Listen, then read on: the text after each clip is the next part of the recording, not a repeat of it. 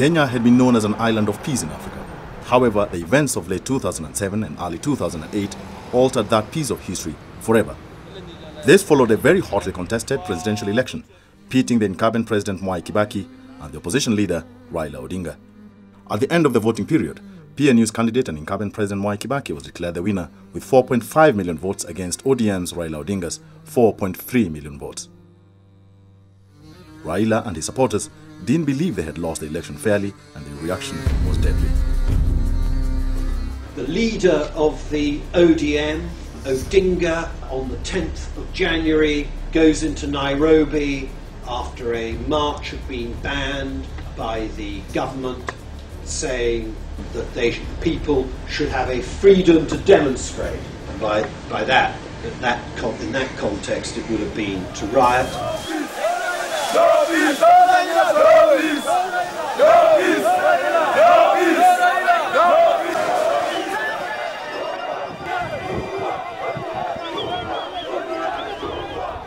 The spontaneous anger by ODM candidates and their supporters and the announcement of a Kibaki win amidst allegations of rigging spread like a bushfire.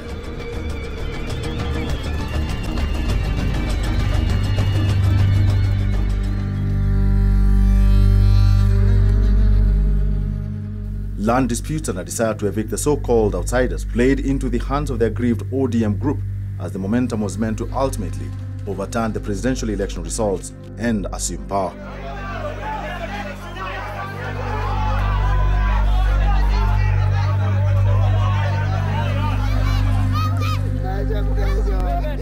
The post-election violence, though regrettable, marked a significant turning point in the history of the country. The two warring parties ended up forming a coalition government and immediately embarked on key reforms that would put the country back into social, political, and economic recovery, essentially dealing with the very reasons that led to the violence in the first place.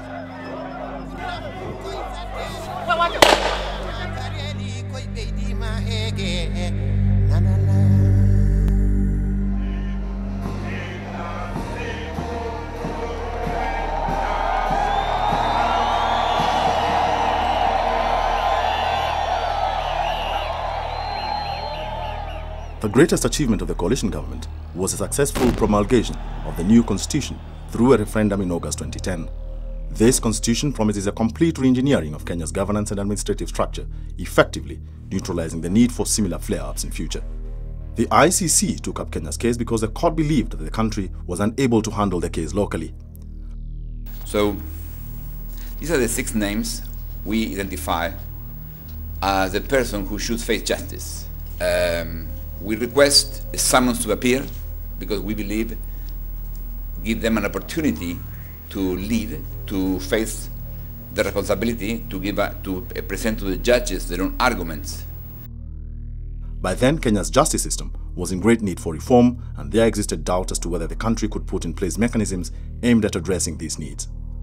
With the new constitution, the country can now confidently and comprehensively deal with those who bear the greatest and mean more responsibility for the 2008 violence. Initially, Kenyans had faith that the ICC would comprehensively deal with the post-election violence and render justice to the victims. However, that faith has dissipated upon realization that ICC will only deal with 6 Kenyans. The conduct and public statements of the Chief Prosecutor Louis Moreno Ocampo have reinforced public concerns. These concerns arose when he publicly stated that he would make Kenya's case an example to the rest of the world. And that's why I'm here talking to you. How to get cooperation from people. That's what we need. That will make Kenya an example to the world. Thank you very much. The ICC, the Office of the Prosecutor, has admitted that it's actually received over 8,000 complaints coming into the categories of the crimes which it's meant to actually judge on. Of those, in his wisdom, he has chosen to investigate 6 African situations. So he has ignored thousands of other complaints about other parts of the world. And Ocampo has become political. He's not doing a legal job. If he's stuck as a chief prosecutor without politicizing this job, this case throughout and say Kenya, will take Kenya and make sure that the world knows there is no impunity anywhere. For a prosecutor with 0 convictions and nearing the end of his 9-year term, This statement paints a picture of a biased and rogue prosecutor on a vindictive mission. Indeed, Article 54 of the Rome Statute requires Mr. Ocampo to investigate both incriminating and exonerating evidence before initiating criminal proceedings. The prosecutor has belatedly and unprocedurally started writing to other suspects with regard to Kenya's post-election situation, requesting them or pretending to investigate any exonerating evidence from them. And this the prosecutor is doing after he has publicly named these people, put them through the humiliation of being tagged as suspects of post-election violence. Besides, the chief prosecutor did not conduct any investigations and only relied on reports compiled by the Commission of Investigation to the Post-Election Violence and the Kenya National Commission on Human Rights. Indeed, these commissions admitted that their reports weren't comprehensive enough to waive the need for further investigations into the violence.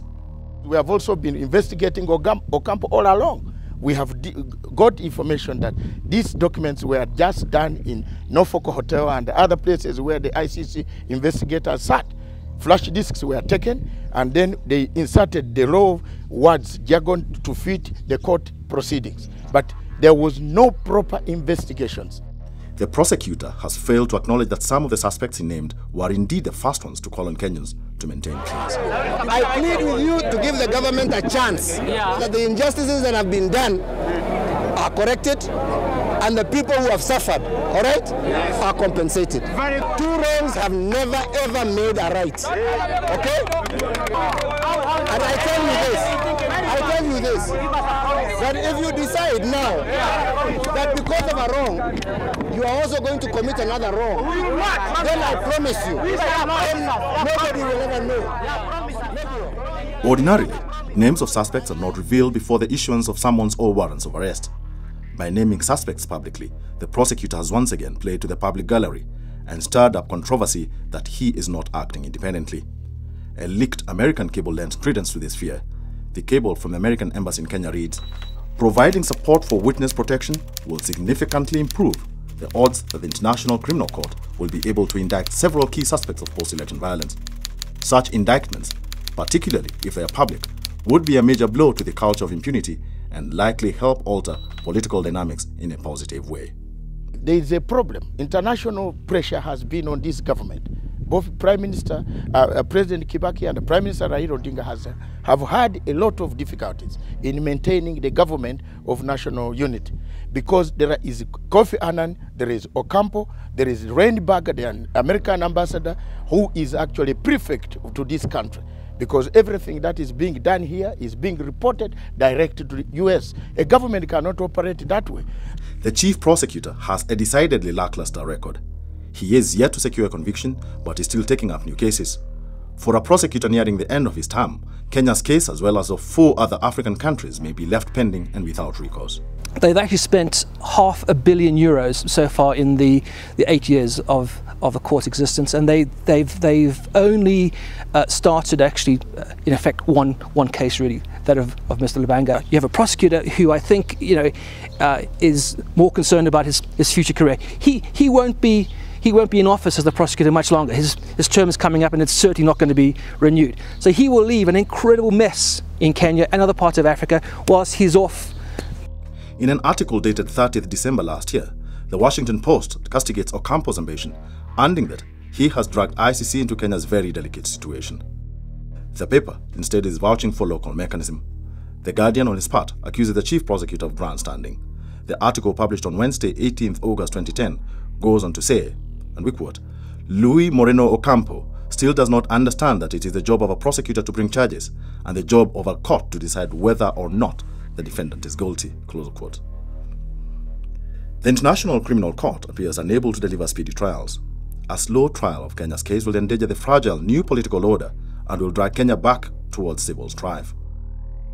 While justice for human rights crimes is important, Kenya's continued peace and democratic progress is of greater value than another endless prosecution at The Hague. There is no case that ICC has concluded. Even this Kenyan case might come in 2015. What do you think about the IDP camps? What do you think about the people who want resettlement? What do you think about the people who want justice? Is that justice? Do we get justice by a case taking as long as 2015 before justice is got?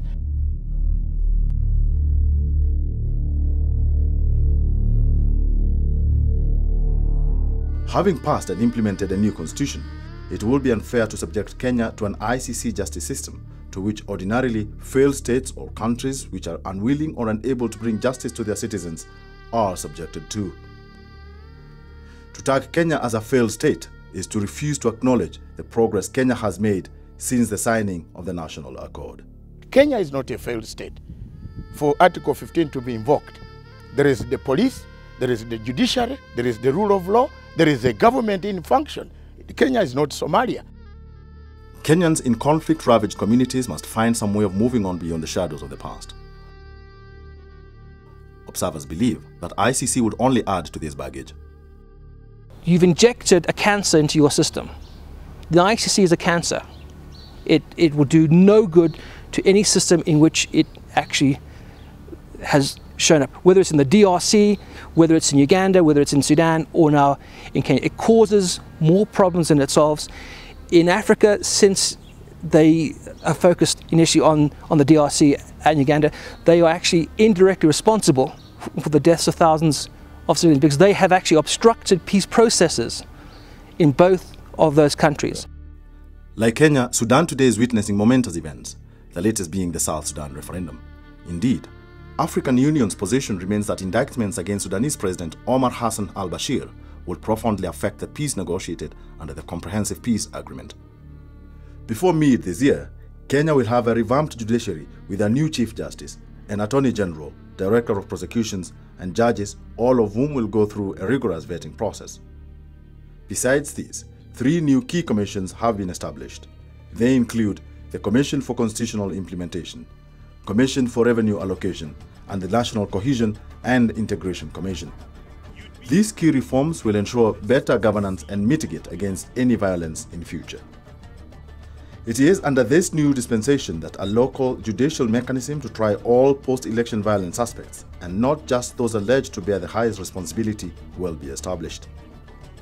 ICC will not guarantee restorative comprehensive justice, and that is why Kenya must be allowed to handle this issue internally. Kenya can only exercise the post-election violence ghost effectively if she opts for a local solution. By denying Kenya the right to handle the trials locally, the International Criminal Court will make it more difficult to negotiate an end to conflict and a transition to democracy. It is a wake-up time for Africa in terms of the membership of ICC by certain countries. It's a wake-up time because at the end of the day, this fumbling and bumbling and ultimately some form of dishonesty on behalf of the ICC could have horrific consequences in this country. Absolutely horrific. Truth, Justice and Reconciliation Commission worked in South Africa. The Gashasha courts are working in Rwanda. Kenya can find her own homegrown solution.